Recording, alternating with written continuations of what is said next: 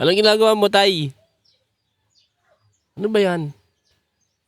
Guys, comment ka kayo sa comment section kung anong ano to. Parang ano eh.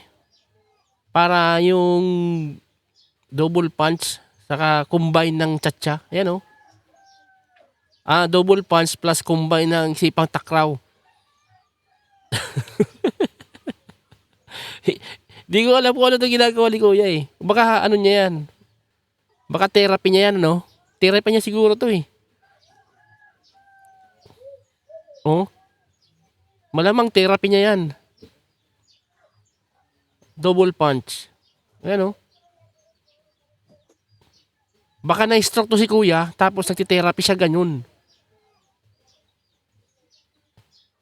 Ayan oh. Hmm.